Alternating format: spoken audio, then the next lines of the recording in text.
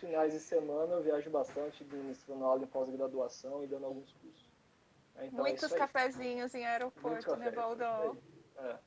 É. E antes eu queria de antemão convidar todos, pessoal. Estamos com um projeto novo, eu e um amigo meu, Rafael de Barros, que é o Geafísio. Não sei quem já está sabendo. Algumas pessoas, algumas carinhas eu já vi aqui que já estão fazendo parte do Geafísio, que é o nosso grupo de estudo avançado em fisioterapia. Então é um grupo fechado do WhatsApp. Eu estou colocando o site aqui para quem quiser mais informações. É um grupo em que a todo momento a gente vai ter temas diferentes. Então a gente propõe um tema, envia artigos para vocês sobre os temas, artigos publicados em revistas de renome da área de fisioterapia. A expectativa é que vocês estudem esse material, discutam esse material no grupo. Além disso, vai ter alguns materiais complementares, como e-books, muitas vezes, que eu vou fazer, como se fosse uma síntese do assunto, vou enviar para vocês também.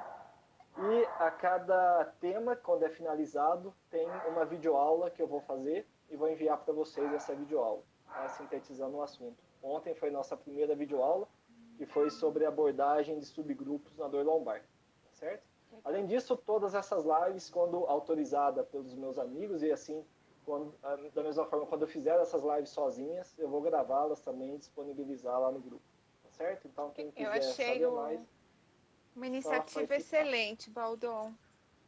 É legal, Ana. Obrigado. Eu gostei Tá? mesmo, porque é uma forma daquilo que você fez tão bem, né, na sua fase acadêmica aí, que era trabalhar pesado em revisão de literatura e pensando que era lacuna, né, trabalhando Sim, com o Fabinho.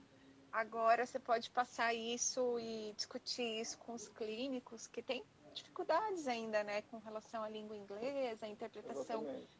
de dados científicos. Eu achei muito bom. Acho que É todas essas tentar iniciativas facilitar. são muito válidas. É isso aí. Então vamos lá, gente. Rapidinho, falando um pouquinho da anatomia do ombro, que é aquilo que importa para a instabilidade. Então, vamos falar das estruturas passivas. Então, aqui ó, a gente tem uma vista da fossa coracoide, e aqui a gente tem região anterior e região posterior. O que a gente tem que saber é que a região anterior do ombro, a cápsula, ela é bem mais espessa e bem mais forte, resistente do que a região posterior. E essa região anterior, ela é reforçada por inúmeros ligamentos. Então a gente tem aqui o glenumeral, que tem 3 bandas, e que vão reforçar essa região anterior. E a gente tem um músculo que é muito importante aqui na frente, que é o subescapular, É. que pensando na instabilidade, ele funciona como uma parede aqui na região anterior, que vai servir como uma contenção dinâmica para a translação anterior do ombro, tá certo? A gente tem uma outra região do ombro que é muito importante, que é a região anterior, que nós chamamos de complexo ligamentar inferior. E esse complexo, ele é dinâmico, ele funciona como uma rede e ele é dinâmico por quê? Quando a pessoa roda o braço lateralmente, essa estrutura que vai de anterior para posterior, ela se desloca para anterior e estabiliza a região anterior-inferior. E quando a pessoa roda medial, né, esse complexo vai para trás e estabiliza a região posterior do ombro, limitando as translações posteriores. Então, esse sistema é um sistema fundamental e ele estabiliza o ombro, isso é importante dizer, principalmente com o braço acima de 90 graus, que é quando ele se tensiona, né? Então, toda vez que a gente pensa com o braço abduzido, esse complexo glenumeral inferior, ele é muito, muito importante. E para finalizar essa parte inicial, só para a gente, na verdade, relembrar, né, algumas estruturas, a gente tem uma região que às vezes a gente passa desapercebido nos nossos estudos, que é o conhecido intervalo dos rotadores, que é um Verdade. espaço localizado entre o supra e entre o subescapular, na região anterior, daí o termo, né, intervalo dos rotadores.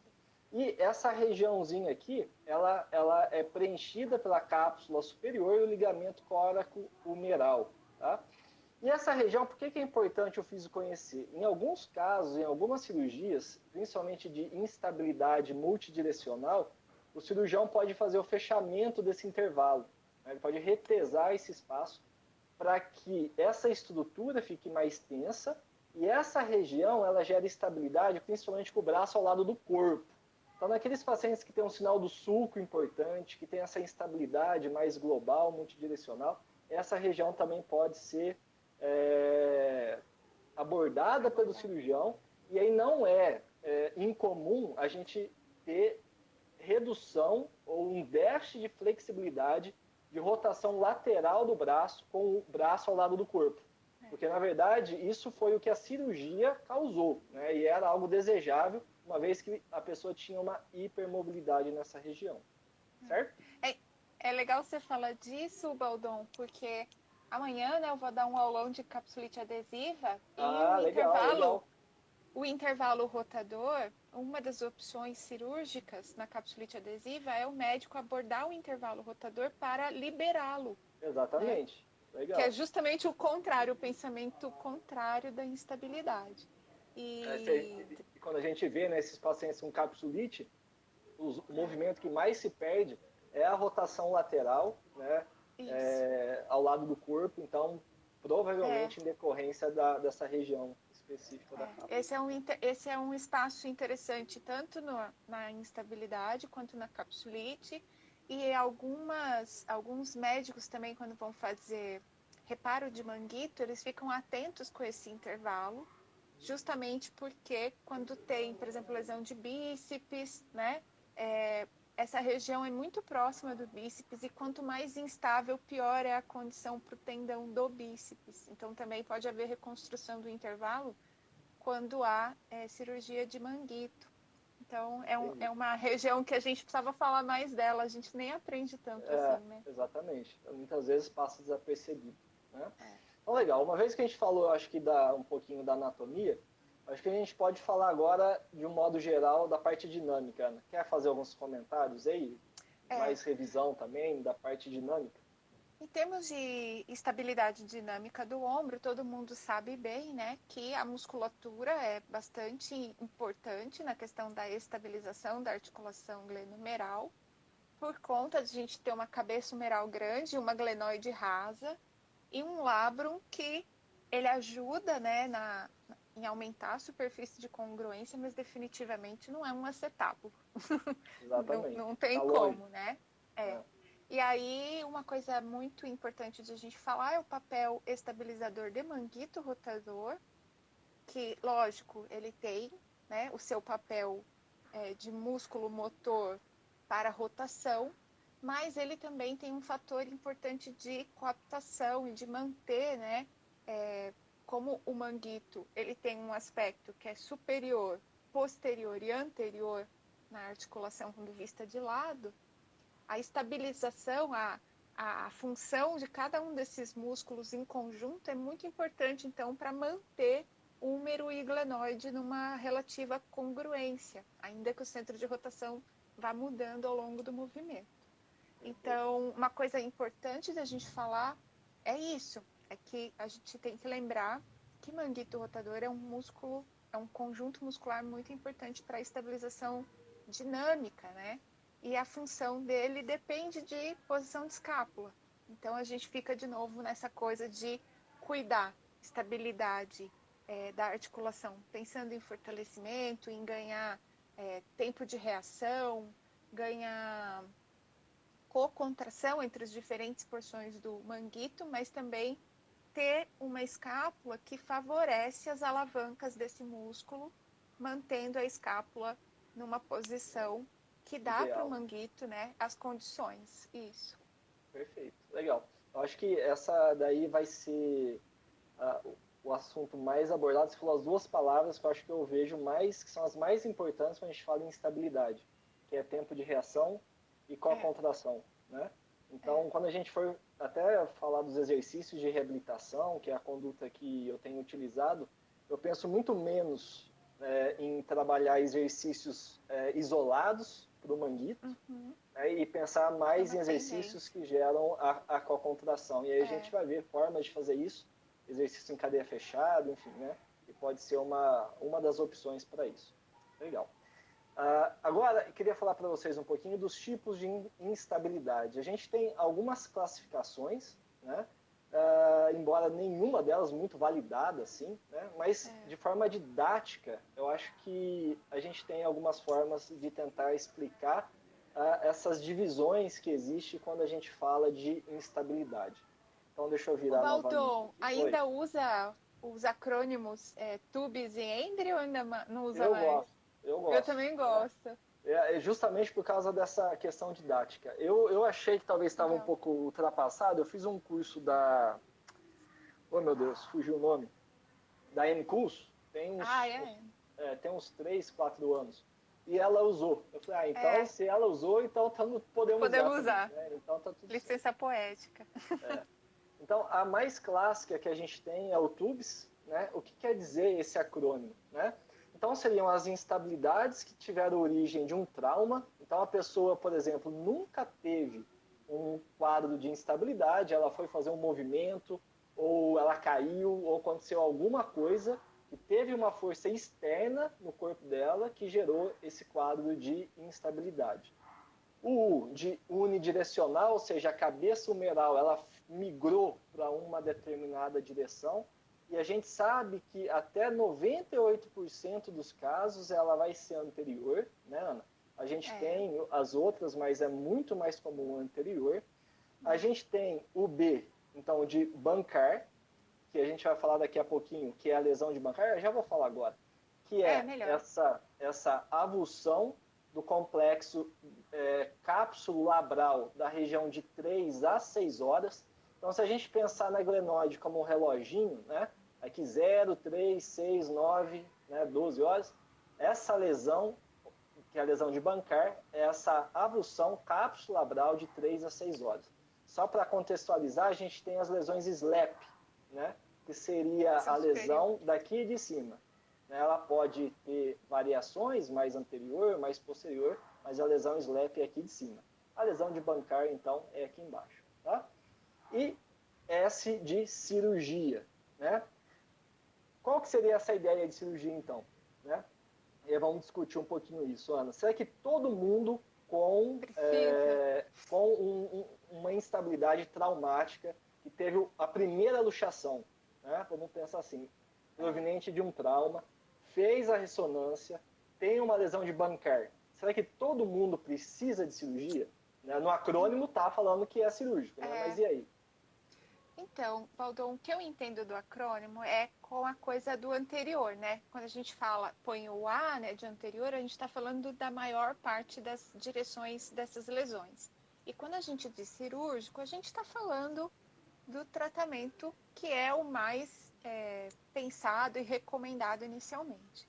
O que eu tenho visto dos cirurgiões aqui em Ribeirão Preto é que cada vez mais, para o caso primeiro, né, para a primeira luxação traumática, a depender do tamanho dessa lesão de avulsão do lábrum, a depender do nível de atividade física do paciente e a depender também, né, daquilo que o cirurgião entende como a possibilidade de esperar um pouco, eles dão uma seguradinha, ainda que não como decisão final tratar exclusivamente conservador, mas o tipo, olha, vamos ver como é que você evolui, até porque pelo que eu entendo, né, ganhar um pouco de força muscular, recuperar um pouco de coordenação de movimento pré-cirúrgico é um negócio bom para o pós-cirúrgico, assim como é na cirurgia de manguito. E aí os médicos têm dado uma segurada. Em torno de uns 3 meses, eles ficam meio que vigiando para ver o que vai acontecer. E aí, a depender de como isso, vamos dizer assim, né, se repara naturalmente, o médico decide se vai precisar ou não.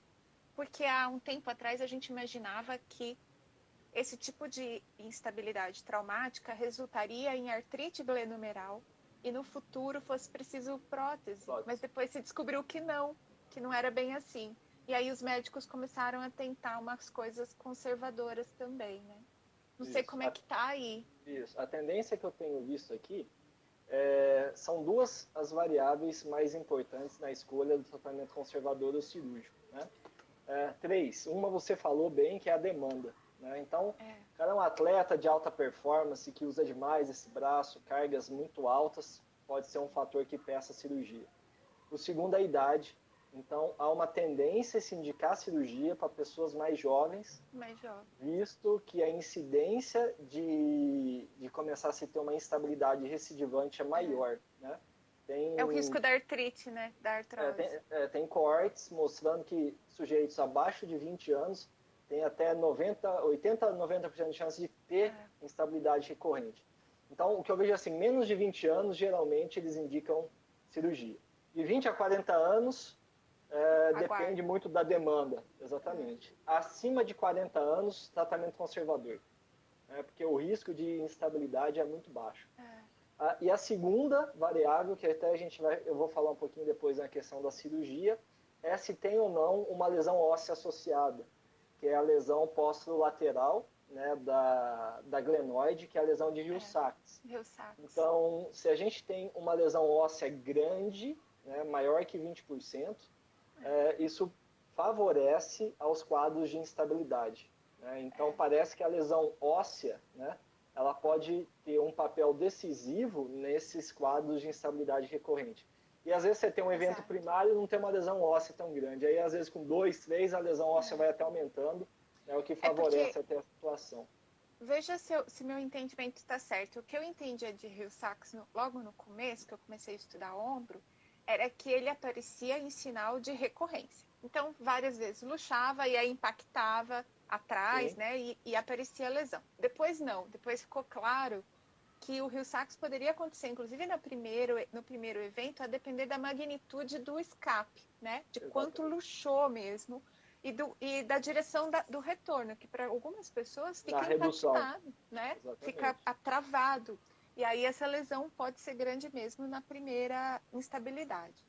E aí, como ele é uma medida, ainda que indireta, da gravidade da luxação, ele acaba sendo um marcador do quanto essa articulação vai se tornar recorrentemente instável, né? Exatamente. Então faz sentido mesmo olhar para isso. Então, beleza. Então, falamos de TUBS. Beleza, gente? Segunda, seria um outro extremo. Tá? Seria a AMBRE. E então, TUBS parece ter meio um consenso de qual é esse paciente. Então, o que a gente quer tentar passar aqui, gente, é o perfil do paciente. Quando você receber, você fala, não, esse é o perfil X, que é o TUBS, por exemplo, é um perfil. Tá? O outro perfil é o perfil AMBRE. O que é o AMBRE? Então, é um paciente agora que tem instabilidade atraumática, multidirecional, bilateral, relacionado muitas vezes à frouxidão ligamentar, pode ser tanto local do ombro ou generalizado, então a gente sabe aquele índice de Beighton, você pode calcular para ver como que é isso. Né? Nesses casos, a indicação inicial seria de tratamento conservador, embora exista procedimentos cirúrgicos, entre eles esse procedimento aqui que seria o shift capsular inferior. Eu vou mostrar daqui a pouquinho para vocês como que é feito isso. Tá? E nada mais é do que pegar aquele recesso axilar embaixo, aquele complexo glenomeral inferior e fazer ele ficar mais tenso. Exatamente, fazer aquela rede ficar mais tensa, né, para ele estabilizar melhor o ombro quando precisar e o ombro estiver numa posição de instabilidade. Tá? E aí, gente, tem um outro perfil que ninguém entende muito bem ainda, que seria o meio do caminho, que são os casos assim, que tem mais dúvidas, que seria esse IOS, né, que seria uma instabilidade adquirida por overuse, né, por overstress. E aí, né, pelo acrônimo, seria a indicação cirúrgica, mas que também a gente atualmente tenta se fazer o tratamento conservador primeiro. Né?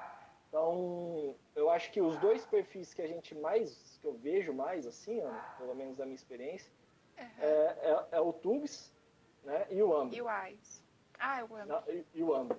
Né? Eu achei porque você trabalha com um pouco de atleta e eu achei que você tinha... Só que aí esse IOS, então a questão é, quando é esse perfil de paciente, eu não chamo de instabilidade. Dentro desse atleta... Parece mais uma adaptação, né? Que vem com dor no ombro, né? Que vem com dor no ombro, a gente pensa naquele termo atual de síndrome do espaço, síndrome da dor do espaço subacromial, enfim, né? Está tendo um conflito do ombro. Então, está tendo algum conflito que pode estar gerando um sintoma oriundo das estruturas subacromiais. Qual é a principal causa disso? Né? O que está gerando isso? Pode ser que seja esse AIOS, né? Pode ser talvez essa microinstabilidade que está gerando essa sobrecarga das estruturas do espaço subacromial, né? Mas eu acho difícil você falar, o cara está com instabilidade. Porque você faz os testes típicos de instabilidade, né? Por exemplo, o cluster, né? De teste da surpresa, do reposicionamento, enfim, esses testes eles podem gerar dor, mas eles não geram sensação de instabilidade, que é mais típico no tubes, principalmente, e que também pode estar presente no AMBRE, no AMBRE, né? Mas no AIOS não aparece, pode aparecer dor. Né? Então aí eu fico meio assim, pô, será que realmente é instabilidade? Parece mais um impacto com instabilidade multidirecional do que exatamente instabilidade, Isso, né? Isso, pode ser. E aí, desse ponto de vista, Baldon, eu gosto bastante daquela classificação de diagnóstico cinético funcional que está no guide de capsulite, mas ela serve para as 3 principais condições de dor no ombro, impacto e instabilidade, que eles dizem o seguinte, quem é o paciente que tem instabilidade glenomeral? É um paciente que tem mais ou menos uma idade que é no máximo 40, 50 anos, né? Então é de 40 anos para menos. Mais jovem. Ele tem uma história de luxação no ombro, então ele te relata luxação, seja uma percepção de que o ombro sempre foi muito instável ou é um evento traumático, ele conta para você que ele sentiu a articulação, perdeu o contato. E ele tem excesso de movimento glenomeral em múltiplas direções, com sinais de apreensão nos finais de amplitude de movimento. Isso Que é uma é o que a gente mais clássica. vê.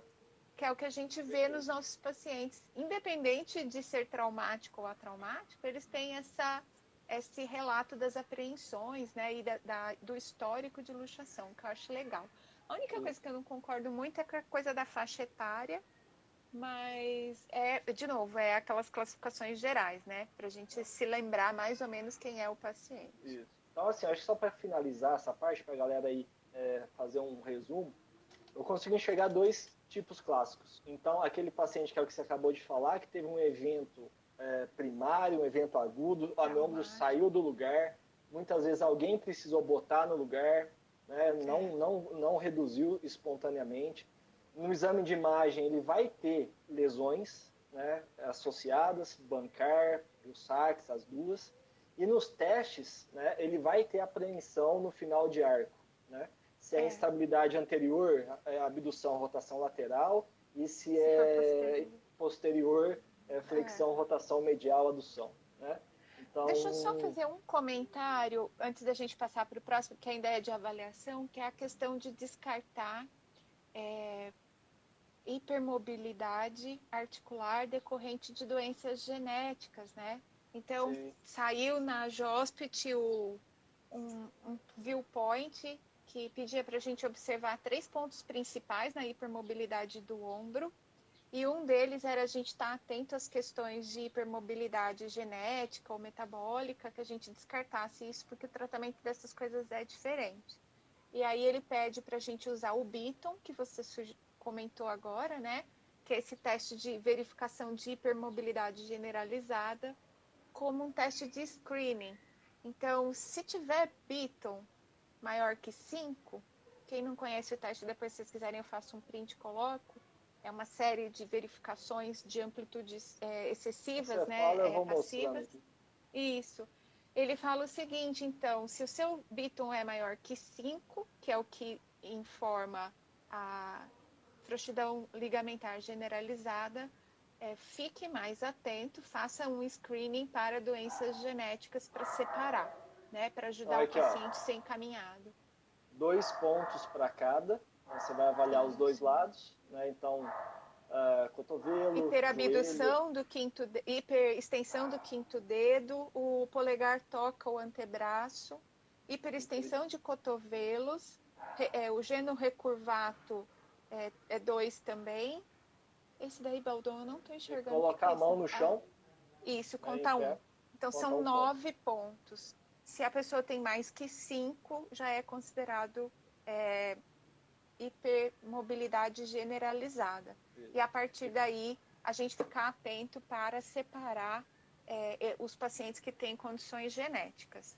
E outra coisa também, para ficar atento, com esses pacientes que são hipermóveis, se os exames de apreensão vêm junto com dor, que é para saber fazer também um encaminhamento médico, pedir exame de imagem de manguito rotador, de outras coisas, para ver se não tem outra estrutura lesada junto com essa instabilidade. Legal. Então, uma variável que eu gosto também de verificar que é a rotação lateral com o braço ao lado do corpo, né? Então, se esse movimento está acima de 90 graus, isso pode indicar também um processo de instabilidade generalizado do ombro também, né? Então, é uma variável importante de screening. Tá? Então, vamos falar um pouquinho de tratamento agora? Já fizemos um pouco de revisão. Então, assim, vamos começar falando sobre o tratamento conservador. Tá? Dessas classificações até agora, a AMBRE, todas vocês viram lá, tinha indicação cirurgia, TUBS e AIOS, e a AMBRE é a primeira que parece que os médicos realmente assumem que o tratamento conservador deveria ser a primeira opção. Né? O que a gente tem de evidência? Então, isso daqui é uma revisão sistemática de 2014, um pouquinho já defasada, mas é uma das mais atuais, mostrando que há evidência de que o exercício parece ser benéfico para pessoas com instabilidade não traumática, que seria essa multidirecional. Porém, o nível das evidências ainda é muito baixo. Tá? Esse daqui é um estudo de 2015, também de revisão sistemática, mostrando que há evidência de baixa qualidade, que o exercício ele é favorável em relação à cirurgia para tratar pacientes com instabilidade multidirecional do ombro. Então, além de ter, então, indícios que o tratamento conservador à base de exercício é indicado para o tratamento da instabilidade multidirecional, ela parece ser levemente superior do que, inclusive, o tratamento cirúrgico. Então, como primeira opção, né, realmente parece que meio que batido o martelo e que a gente deve tentar o tratamento conservador antes de se pensar no tratamento cirúrgico nessas instabilidades multidirecionais, né? Você sabe que eu fui dar uma olhada na Cochrane porque eu também tinha esse artigo de 2014 e eu falei assim, não é possível, né, gente? Já tem 5 anos. Em 5 anos, era para esse grupo ter feito pelo menos uma atualização dessa revisão. E não fez, Baldon, não tem atualização dessas revisões sistemáticas de instabilidade de ombro na Cochrane. Essa palestra tem 6 meses que eu dei, então foi a última vez que eu fiz uma revisão disso daqui, eu não achei nada. Não tem, gente. Assim, você fala assim, o que aconteceu com a literatura de 2014, 2015 para cá? Tem literatura nova, mas não foi incluída nessas revisões. É isso que eu vou mostrar agora aqui. Então, lembra, essa revisão é de 2014, né? De lá para cá, tem pelo menos 3 estudos legais que foram publicados, tá? E eu queria dar um nome para vocês procurarem depois e lerem, que eu acho muito legal, que um deles é esse aqui, que é um que eu me baseio, que é o que eu mais gosto, que é o Programa de Reabilitação de Instabilidade do Ombro de Derby. Tá? Então, é um centro, né, um hospital lá que bolou um protocolo e eles investigaram, né, num coorte, o sucesso desse protocolo. Esse protocolo ele tem dois objetivos. Ele tem um pacote de exercícios que enfoca tempo de reação. Tá? Então, lembrar, tempo de reação, diferente de força. Você pode ter um músculo forte, mas um músculo burro, né, que não sabe a hora que ele tem que contrair, ou lento, né, não ativa da forma adequada. Então, não necessariamente ser mais forte quer dizer que você tem um tempo de reação adequado, né? Então, são, sei lá, ser coisas mais assim. forte dá para nós uma propriedade mecânica interessante que é rigidez, né? Então, Legal, assim, num deslocamento, esse músculo tem uma resposta de se alongar menor quando ele é forte, quando ele tem massa muscular. Isso é interessante. A gente não está dizendo que não é. Mas parece que para o fato da instabilidade multidirecional e mesmo para controlar melhor a articulação, é mais importante que as estratégias de recrutamento sejam estratégias que promovem cocontrações, mais tempo de respostas mais rápidos do que só a rigidez muscular. Então, de novo, um músculo fraco, né, com pouca massa muscular, ele é um músculo que tem pouca rigidez e, portanto, pequenos deslocamentos no tecido causam mais alongamento. Agora, um músculo...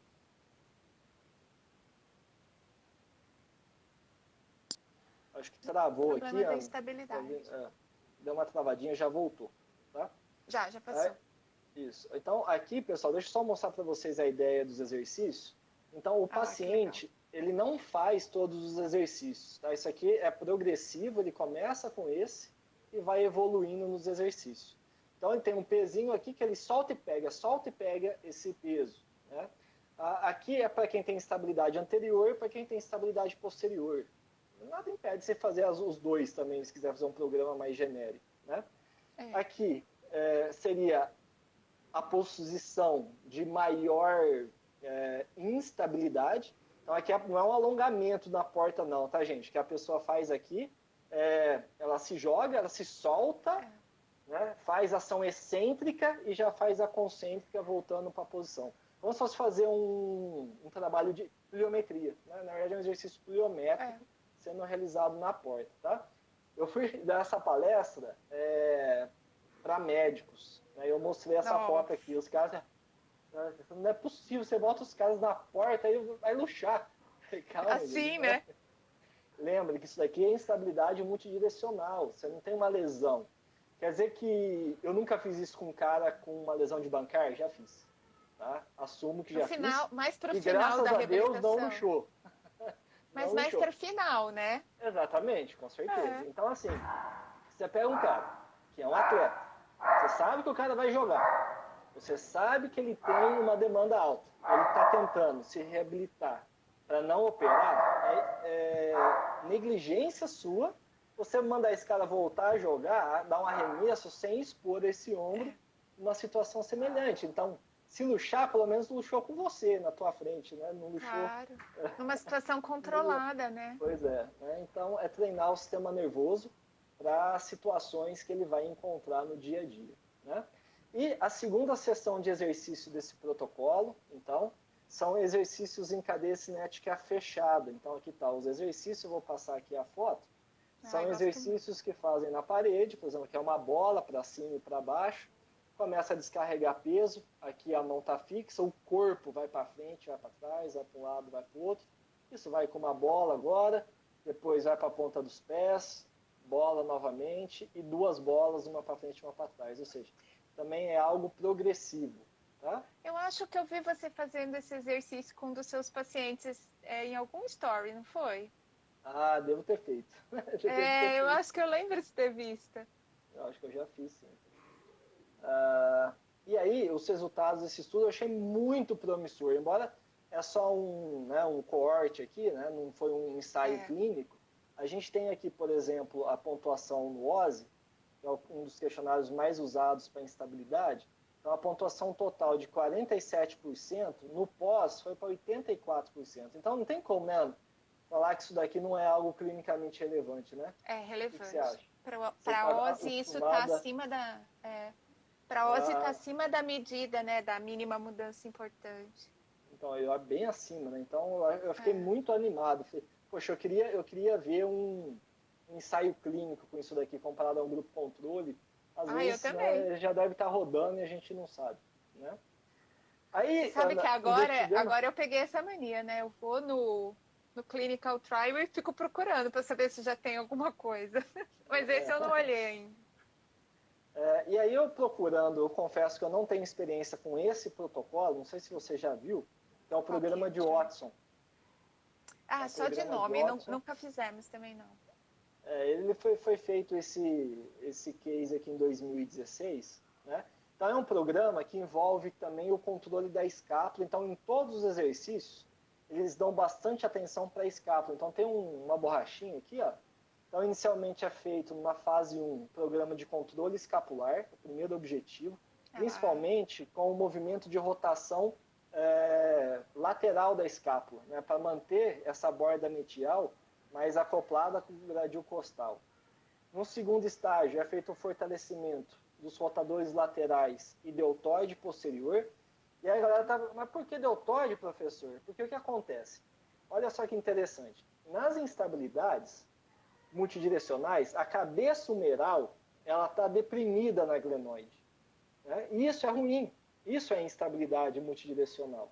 Então, muitas vezes quando a gente fala em manguito, dor subacromial, é o contrário. Né? A gente não quer que essa cabeça suba. Na instabilidade é o contrário. O que eu mais quero, né, nessa multidirecional é que ela não fique deprimida. Eu quero ela subir. E quem faz isso? Quem faz isso é o deltoide. Né? Então, a gente melhorar a função do deltoide nesses pacientes também é algo muito, muito importante, né? Você concorda com isso daí? Do ponto de vista super concordo. Super concordo. E assim, como todo mundo fala muito de não... como a gente não fala, né, de deltoide, quando a gente fala as pessoas ficam surpresas, mas é justamente isso, é recuperar essa força, né, de translação superior que o deltoide tem, para poder centralizar melhor a rotação, né? E aí o protocolo continua, é evolutivo também. Aí a fase 3 é o controle da flexão de 0 a 45 graus. Então é feito com elastiquinhos aqui, ó, por exemplo, para colocar resistência e favorecer a ativação do manguito. Então, nesse artigo tem tudo explicadinho como coloca essas borrachinhas. Fase 4, controle da flexão, abdução de 45 a 90, ou seja, no ângulo mais alto. Olha que legal essa postura. Então aqui está com o ombro em 90 graus, com adução horizontal e rotação medial. Então uma pessoa que tem, e é o meu caso no ombro esquerdo, eu tenho instabilidade posterior, eu tenho uma frouxidão da cápsula posterior, nadador sofria com isso um pouquinho. Então nessa posição é a posição de instabilidade para quem tem frouxidão posterior. Então, nessa posição aqui, está sendo desafiada a estabilidade glenohumeral. É diferente para quem vai ter uma instabilidade maior anterior. Tá? Excelente esses slides, hein? O pessoal está adorando, Galdon. Legal. Fase 5, fortalecimento mais específico do deltoide. De novo. E aqui, fase 6, retreino do gesto esportivo. Aqui é um exemplo de um nadador, enfim, mas aí a gente pensar mais numa fase funcional mesmo. E o programa é de 12 semanas. Eles viram também aqui, a gente usando o OSI, só os resultados aqui ó, do OSI. Aqui eles não fizeram em porcentagem, é outra forma de demonstrar, né, usando os milímetros. 1.260 para 400, então diminuiu mais de 50%. E aí, esses autores, eles fizeram um ensaio clínico em 2018, comparando o protocolo deles com o protocolo de Rockwood. Um protocolo clássico de fortalecimento, né, Ana? Isso daí é Sim. mais antiguinho. Esse superior, pelo menos já é um RCT, né? Exatamente, um ensaio clínico. Então, esse protocolo de Watson para instabilidade, ele foi testado contra outro protocolo, e ele foi superior. Então, mostrando lá que ele pode realmente ser uma ideia de tratamento para as instabilidades. Mas eu acho assim, o que esses dois protocolos têm em comum, que é o que a gente tem que, acho que, tirar de mensagem. Opa, não me machuquei, foi só o celular que caiu. Dom Palmiro está na live, perguntando de Body Blade. Aí, Palmirão, Dom Palmirão, que honra tê-lo conosco aqui. Cara, eu acho que é uma ferramenta legal, Palmiro. Eu acho bem legal, porque treina exatamente tempo de reação e co-contração. Né? Então, a proposta desse instrumento, né, é realmente favorecer esse tipo de ação. Então, eu acho legal. Acho que dá para incrementar. Né? Uma coisa que eu posso dizer do trabalho que a gente fez de ativação muscular e treino de reposição é que a Body Blade não afetou a reposição articular, que seria o sinal proprioceptivo, né? Não melhorou, você fala? Não. E não de maneira significativa. A gente teve uma melhorazinha, mas ficou do tipo assim, 1, 2 graus. E aí não deve ser importante clinicamente. Mas ela aumenta a ativação durante o exercício mas é aquele efeito transiente, né? Agora eu queria Mas comentar o você protocolo. avaliou de forma aguda ou crônica? Você fez um programa de exercício crônico? A gente fez. Veja, Baldon, uma coisa que eu quero comentar que eu achei interessante desse protocolo de Watson é que ele tem assim uma filosofia de trabalho bem mecânica, né? Que é fácil da gente entender, porque começa com o periescapular, porque que depois ele enfatiza tanto o deltoide e a coisa de terminar com o gesto esportivo, com a funcionalidade. Isso na cabeça nossa de fisioterapeutas, a organização é muito simples, né? A gente Sim. consegue entender essa progressão. Então, eu acho um protocolo interessante por causa disso. Teve duas perguntas a respeito de eletroestimulação funcional para esses pacientes, né? Eu não sei você, Baldon, como eu trabalhei com o Carlão, eu ouvia falar de eletroestimulação funcional para ombro luxado, mas para AVC.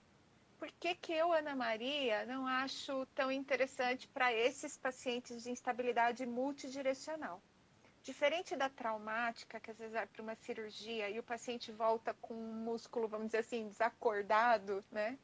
Que você de repente pode querer usar eletroestimulação para conseguir que ele volte a contrair com alguma consciência. Sim. Eu não usaria eletroestimulação pensando em fortalecimento ou correção da luxação, porque a gente sabe que os exercícios voluntários, eles têm um ganho de força que não se adiciona efeito colocando eletroestimulação. Então, assim, ela é legal para você reavivar um movimento, mas assim, eu não Quando vejo muito realmente tem uma uso inibição hoje. artrogênica, né, no É pós-operatório, isso. exatamente. Eu também concordo. Mas tirando isso, eu acho muito trabalho para pouco resultado. Exatamente, exatamente. Concordo plenamente. E aí a única coisa ainda para a gente finalizar, acho que o tratamento conservador, que é legal falar aqui, eu vou mostrar uns exercícios na fase final de pós-operatório. Se você pensar em geração de força no atleta, alguém está perguntando aqui no vôlei, jiu-jitsu, enfim, qualquer esporte, vamos pensar no esporte que nem o vôlei, né? Quando o cara vai Uhum. atacar uma bola, né? Se ele não utilizar toda a cadeia cinética para gerar aceleração desse braço e gerar energia cinética para atacar a bola, a carga vai ter que ser muito maior no ombro se ele usar a carga cinética de todo o membro, o tronco e até membro inferior. Né?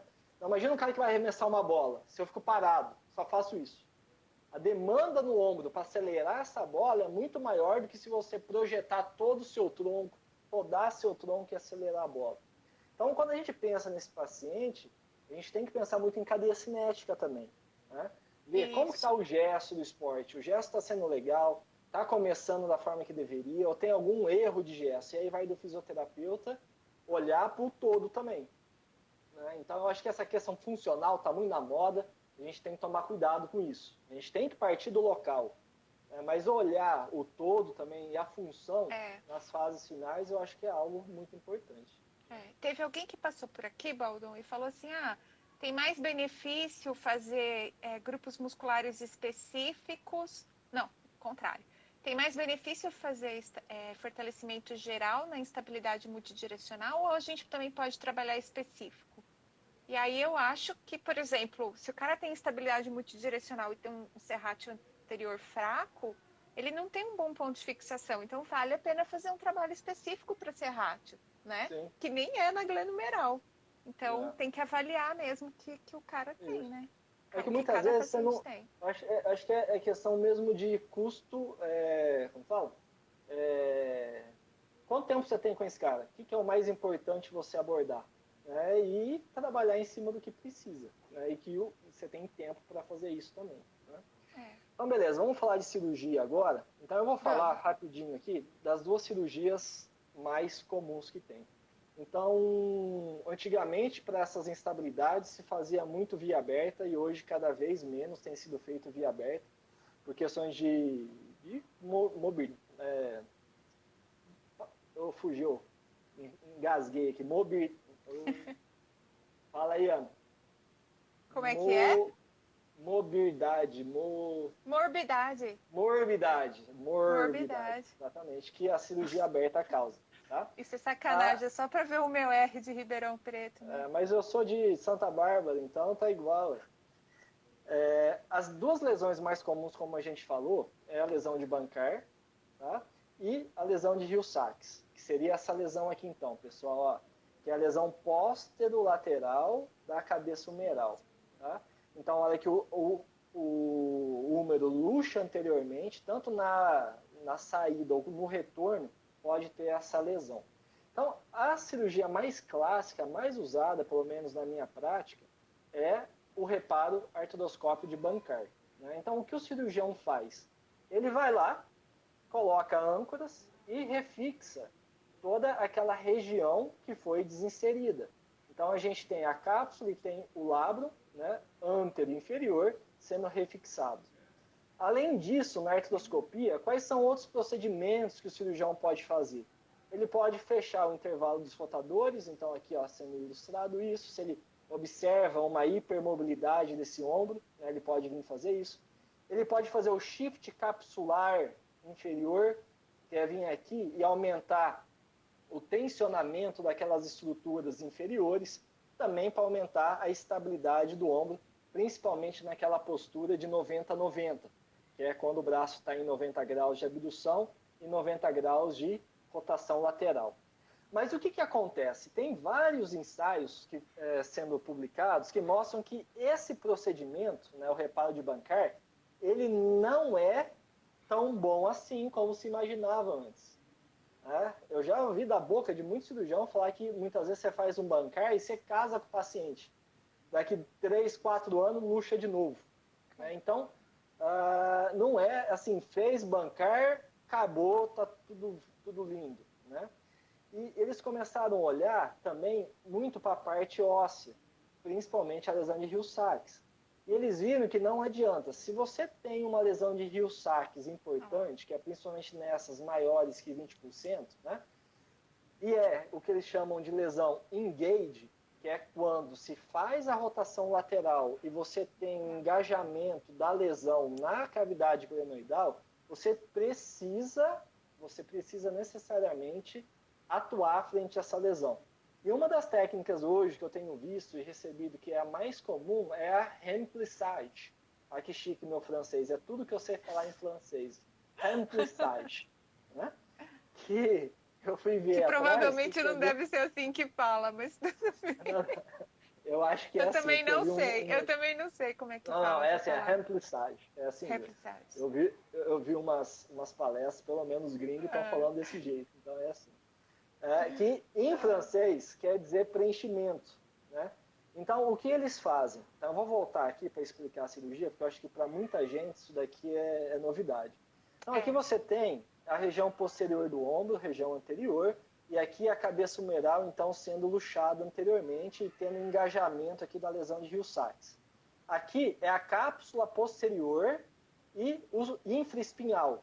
Tá? O que eles fazem é preencher o Hill-Sachs com o infra e a cápsula posterior. Ao fazer isso, você tem dois efeitos importantes. O primeiro, você faz a lesão de Hill-Sachs ficar extra-articular, é a primeira, ou seja, você não vai ter mais o engajamento articular, você não vai ter esse clunk que vai acontecer. Não engata, tá? isso. Não engata, exatamente. E o segundo efeito é o efeito de tenodese gerado pelo infra e pela cápsula posterior. Então agora, quando essa cabeça humeral começar a querer ir para frente, o infra se tensiona e puxa ela para trás. Né? Os estudos biomecânicos até agora que eu vi, que avaliaram, né, os efeitos, eles são assim meio... Não dá para afirmar o que é melhor, se é esse efeito mecânico, né, ou se é mais o efeito de tenodese. Mas parece que os dois atuam de forma protetora. Tá? Então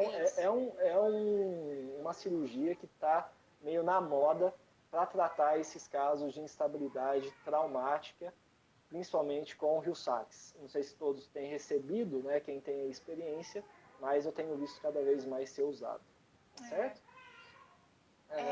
Alguém está perguntando de Latarjet. Ainda faz Latarjet? Você conhece alguém que faz? Ainda faz, sim. Faz, né? Faz. Nessas lesões mais extensas, tem gente que faz, sim. É uma cirurgia com um pouco mais de morbidade, né? Porque é via aberta, mas pode ser feito também. Tá? E o Latarjet, ele fica com mais déficit de rotação também, não fica? Ah, legal. A própria reemplissagem também os estudos mostram déficits de rotação lateral. Né? E aí é legal que os médicos, eles vão lá, os resultados foram excelentes, apenas um déficit de 15 graus de rotação lateral. Opa, peraí. Você sabe o que é um déficit de 15 graus para um arremessador? Né? Então, às vezes, os caras não têm muita essa pressão. Beleza, não luxa mais, tá legal, mas com arremessador de alta performance, ele ter 15 graus a menos de rotação lateral, pode ser perda de carreira para o cara. Né? Então, a gente tem que levar isso em consideração. O que é sucesso de cirurgia? É não luxar mais? Ou é o cara voltar para o esporte no mesmo nível? Então, talvez as variáveis dos estudos ainda precisam ser, né, melhores, ainda para saber se de fato é uma boa cirurgia ou não e para qual público. Né? Ó, a Simone, ela trabalha com um grupo de cirurgiões de ombro lá de São Paulo, Simone Scaff. Ela diz que eles têm a técnica do Latarjet modificado, que dá resultados mais interessantes. Entendi. Não sei se eles fazem lá. Fazem, Simone? Conta para nós se fizer. Fala também aí se tiver experiência com reprensagem, se eles fazem, como que tem sido. Lembrando que no francês, plissar é aquela técnica de costura em que você faz o franzido, né? Então, é uma técnica que vai fazer isso, vai reduzir essa cápsula mesmo, justamente para não deixar mais ter o impactação, o engatamento. E aí tem uma pergunta boa aqui do Eduardo, que eu acho que só você consegue responder, porque você tem mais experiência que eu, que é quanto tempo o paciente fica na tipóia, 4 ou 8 semanas. Eu acho que é o assunto final agora, que é o pós-operatório. Né, Ana? Vamos falar um pouquinho do pós-operatório. Eu não encontrei, só para já adiantar, não existe, pelo menos até onde eu sei, nenhum guideline de reemplissagem. Tá? Então, o guideline que a gente usa para reemplissagem, a priori, é o mesmo para reparo de bancar, certo? O único cuidado que, assim, pensando na cirurgia, que você pode pensar em ter, talvez, é não exagerar nos exercícios para rotador lateral. Né? Assim, ativar esse infra, preservar um pouco mais, porque querendo ou não, o tendão foi um pouco agredido, né? Porque ele foi fixado num outro ponto. Então, talvez, mas isso é pensando na cirurgia, não que isso, que nem eu disse, eu nunca vi nenhuma recomendação específica sobre isso, mas a priori são as recomendações gerais para um reparo de bancar. O que a gente tem aqui de guideline? O que eu uso é esse guideline, também ele é um pouco antigo, mas é o último guideline que foi publicado. Tem outro. Que é o da JOSP, que foi publicado em 2010. Tá? Esse guideline já foi posto à prova no ensaio clínico e ele não se mostrou superior. Acho que eu tapei o áudio, deixa eu falar de novo. Não, esse guideline. Deu para ouvir? Deu. Eu tô com o fone, eu burro. Eu tapei aqui do celular, mas tô com o fone. Ele não se mostrou superior no ensaio clínico, mas eu acho que ele é legal do ponto de vista que ele aborda as principais coisas que você precisa.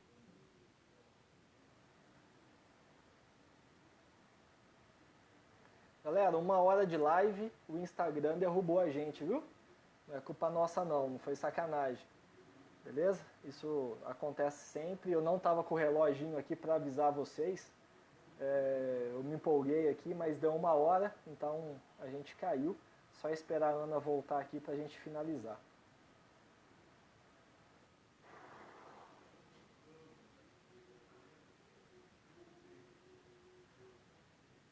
Rodrigo, eu não vi também. Deu 1 hora. Eu me empolguei aqui, não vi. Eu também estava tão distraída vendo as perguntas, conversando com o pessoal. Ó, o Daniel Coelho aí, gente. Pronto. Nossa, posso te chamar de Siri aqui ou não pode? Pode. Meu veteranão. Grande. Pode chamar de então Siri, ela tá sim. voltando. Só esperar mais um pouquinho, vamos ver se todo mundo volta. A gente estava mais ou menos já estamos com 130. pessoas. Então, a gente estava falando do guideline, né? Então, a gente tem esse guideline, como eu disse, ele é um guideline que eu considero não conservador do ponto assim, de proteção excessiva. Né? Então você tem recomendações mais excessivas de proteção, excessivas de preservar o tecido, né? E você tem outros guidelines que são assim mais acelerados. Eu acho que esse guideline está bem no meio do caminho. Eu acho que ele nem é acelerado e nem é tão conservador. Então eu acho que ele dá um norte legal para a gente. Então aqui quais são as recomendações que ele dá para a gente em termos de amplitude de movimento. Então as primeiras 6 semanas basicamente é considerada a fase de proteção, tá? E o uso da tipóia, ele vai variar um pouquinho de acordo com o que o cirurgião vê na cirurgia, né? Então, quem vai determinar muito isso é o cirurgião. Então, se o cirurgião viu que ficou uma âncora boa, uma estabilidade boa, a qualidade do tecido é boa, o paciente não tem uma hipermobilidade generalizada inicialmente, então ele pode usar menos tempo de tipóia. Então você tem que perguntar isso para o cirurgião, você tem que estar próximo dele. Então pode ser que ele vai indicar de 3 a 4 semanas de tipóia, tá? Não menos do que isso, tá? Não menos do que isso. Em alguns casos, talvez você vai ter que ficar um pouco mais, 4 semanas, 5 semanas. Então não existe uma regra para o tempo da tipóia. Mas é algo que vai variar entre 3 e 5, no máximo 6 semanas. Acho difícil hoje alguém ficar com 6 semanas de tipóia, certo? A outra coisa... É diferente, né, Baldon, da questão do manguito rotador, porque no manguito o cirurgião quer preservar a inserção do tendão, está preocupado com o reparo tendíneo, que é muito mais crítico em termos de proliferação de tecido e refazer, né?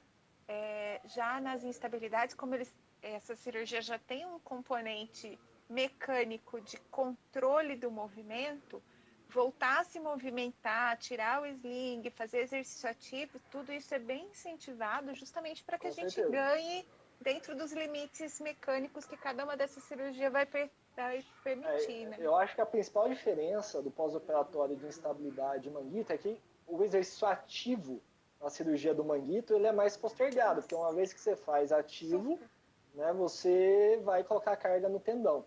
Agora, no reparo, não, o que você tem que proteger não é o tendão está ótimo. O que você tem que proteger é a zona de reparo capsulabral. E essa região a gente sabe muito bem qual que é a posição que vai sobrecarregar ela, que é em 90 a 90. Então, quanto mais eu me aproximo de 90 a 90, né, mais eu estou colocando carga na região que foi reparada. Então, isso vai ser mais para frente. Mas, numa amplitude que não coloque sobrecarga, exercício ativo e de fortalecimento, a gente pode iniciar precocemente. Né? Então, vamos voltar aqui só para a recomendação. Só responder uma pessoa, Rosélia, eu vou falar amanhã 1h30 só de capsulite, fica tranquila. Depois passa lá no meu perfil, pega o link para aula, amanhã cedo eu já vou liberar o link para aula, tá bom? Legal. Pronto, pode ir, Baldão. Então aqui a gente tem, ó, nas primeiras, aqui é flexão passiva, né? Então, até a terceira semana já 90 graus de flexão, na sexta 135, nona 155 mais ou menos, com 3 meses de amplitude total. Tá? Então nada forçado, mas você vai permitindo o ganho de movimento. Rotação lateral, não necessariamente ao lado do corpo, mas com pouca abdução. Né? Então, até na terceira semana, de 10 a 30 graus, 35 a 50, 50 a 65, dentro do fisiológico com 12 semanas.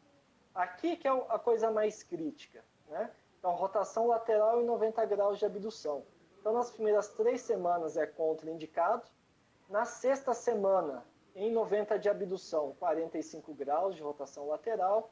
Na nona, 75 e 90 graus, que é o 90-90, com 12 semanas. Para o atleta arremessador, 90-90 não é suficiente.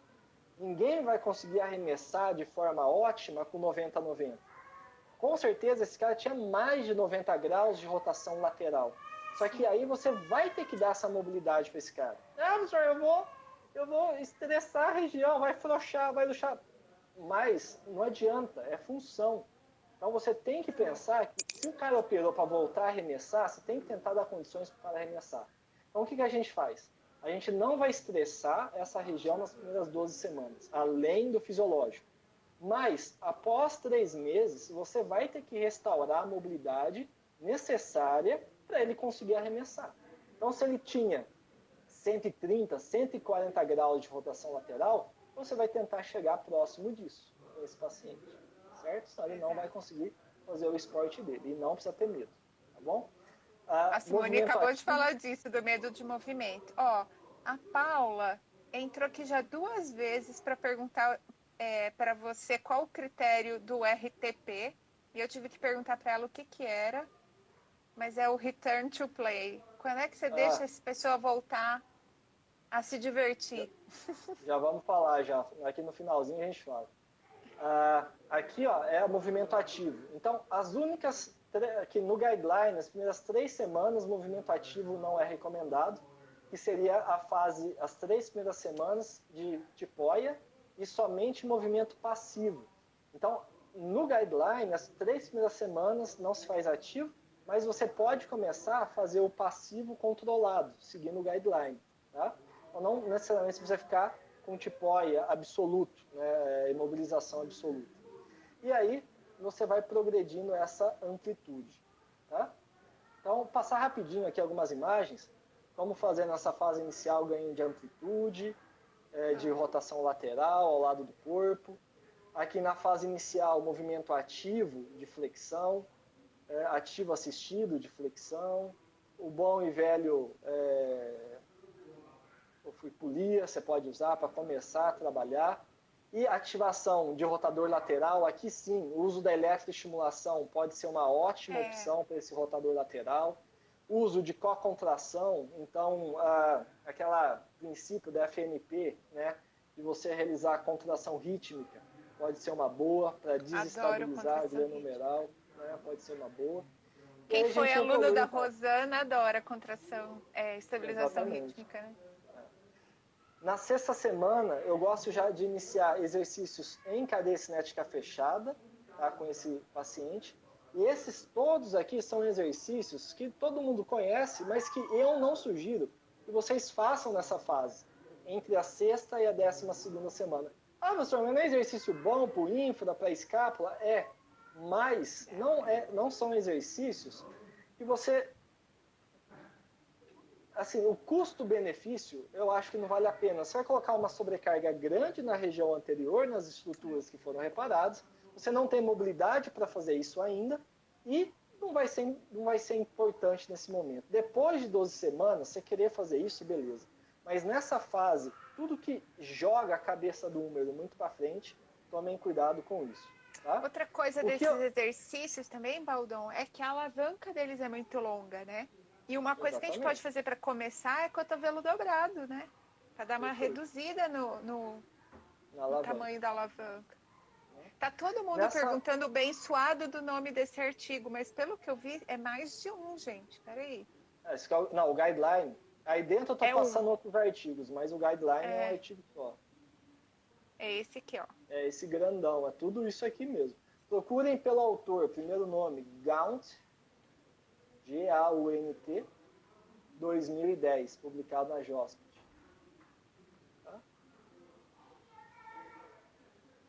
E aí, então, a partir de 6 semanas, com esse infra já acordado, o que eu gosto de fazer já é começar a soltar peso nesse braço. Com exercícios simples, então vou inverter aqui, ó. Então aqui, também estabilização rítmica, você pode fazer com bastãozinho, começar a trabalhar 4 apoios, ainda, né, com os 2 joelhos, pode usar a outra mão para ajudar.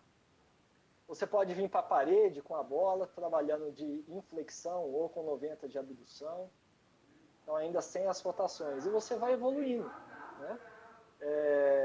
Com posturas que colocam mais carga. Aqui ele estava aqui, meu padrinho, Scatone, eu vi que ele estava curtindo a live, Scatone. Se você tiver ainda, manda um raio para nós. Meu padrinho nerd, professor, também físico, grande professor.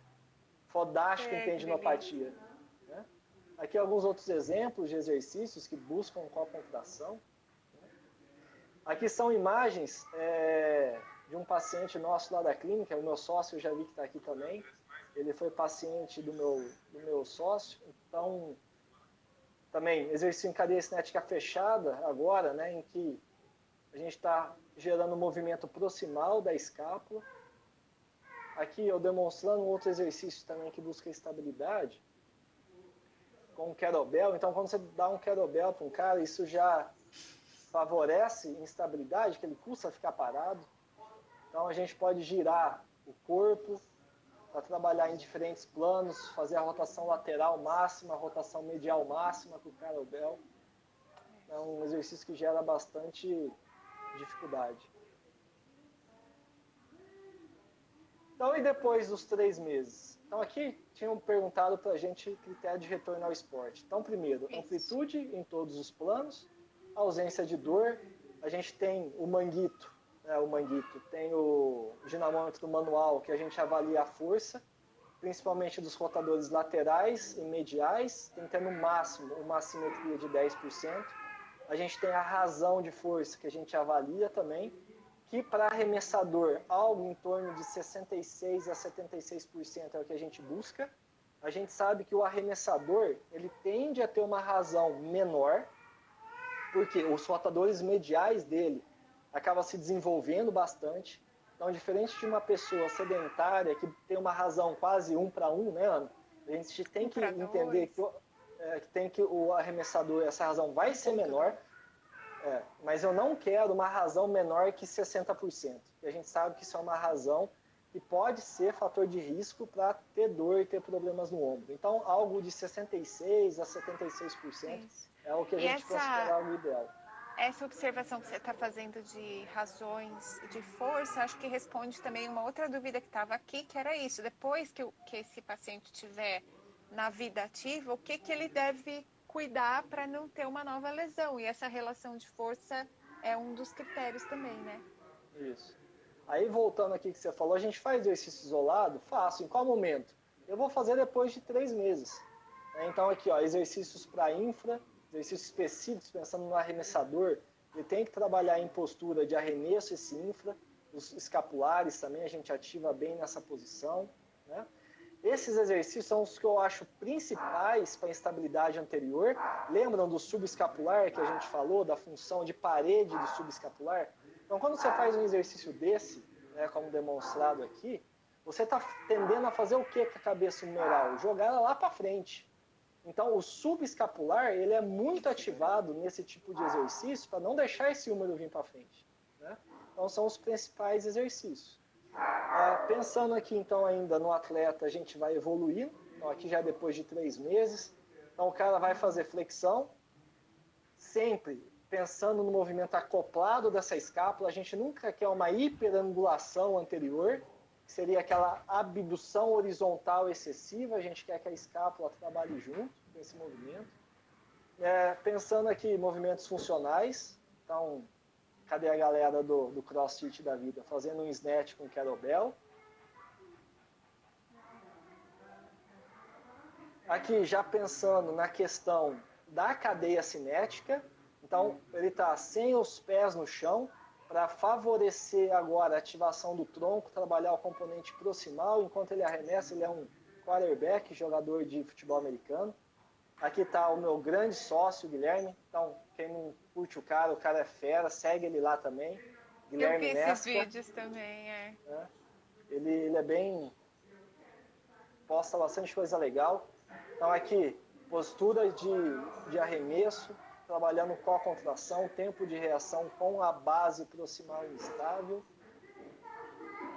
São lindos esses exercícios. Fazendo arremesso novamente com a base instável. Então, aqui, para favorecer a ativação do core.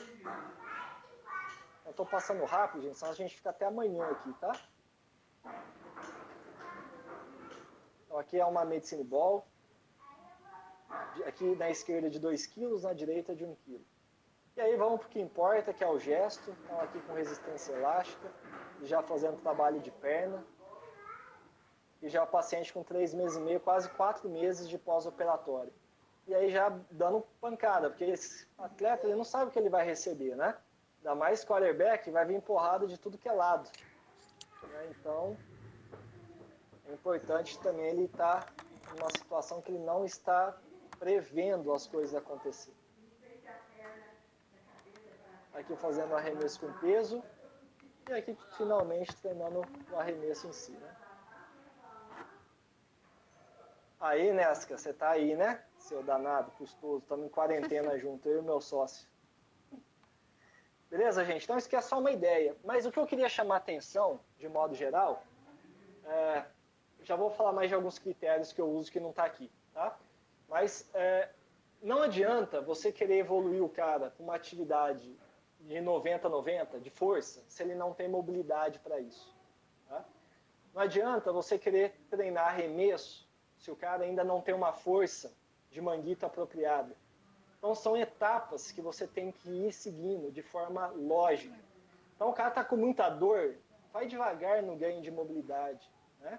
A dor foi controlando, intensifica a mobilidade e trabalha com ativação. Ganhou a mobilidade, inicia trabalho de força. Melhorou força, começa a treinar atividades mais próximas do gesto esportivo. Está trabalhando já? Começa a trabalhar com velocidade e assim vai. Então, seguindo uma evolução, né? Então, isso é importante.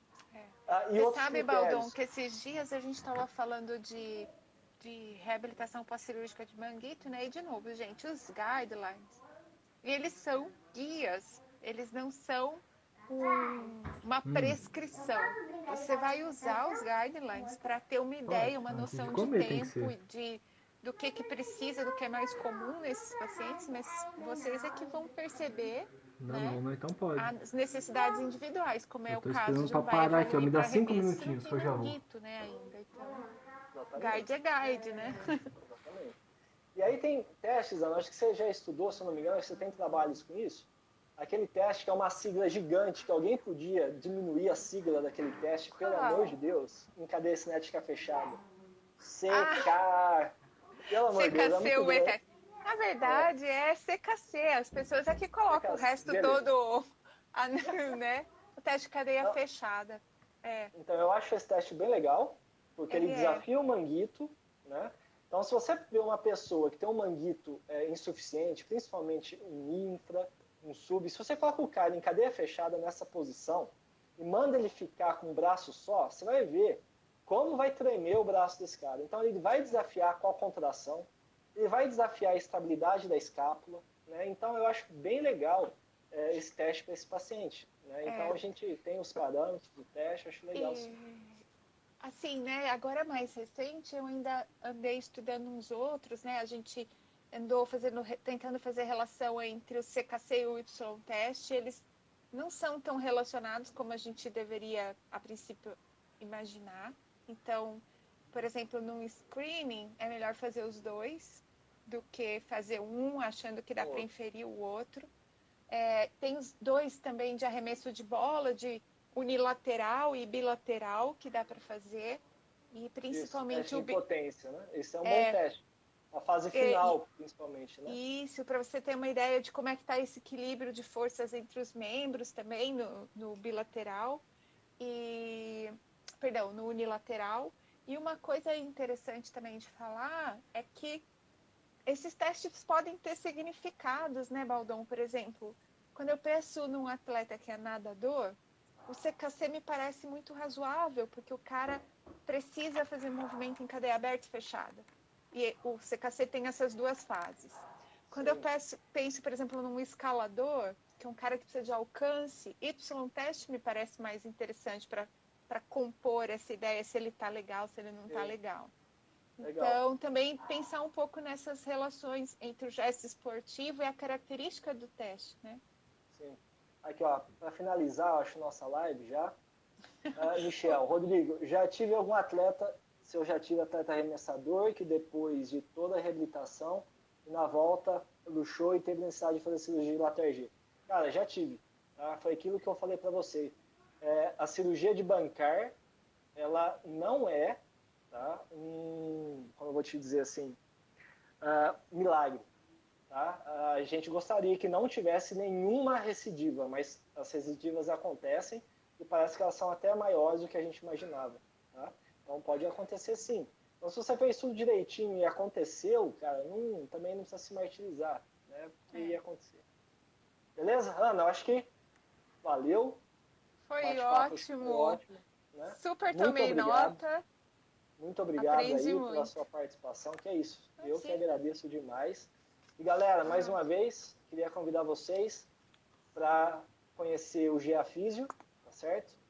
Vou colocar mais uma vez aqui, que é o nosso grupo de estudos, meu e do Rafael de Barros, que é um grupo fechado que nós temos difundido ciência por meio de estudos de artigos científicos, de videoaulas, de discussão de caso clínico. Então, para quem tiver interesse, estou mandando o site. Vocês vão ver que é algo assim que eu considero, sem demagogia, um custo-benefício muito bom para vocês, por causa é algo acessível.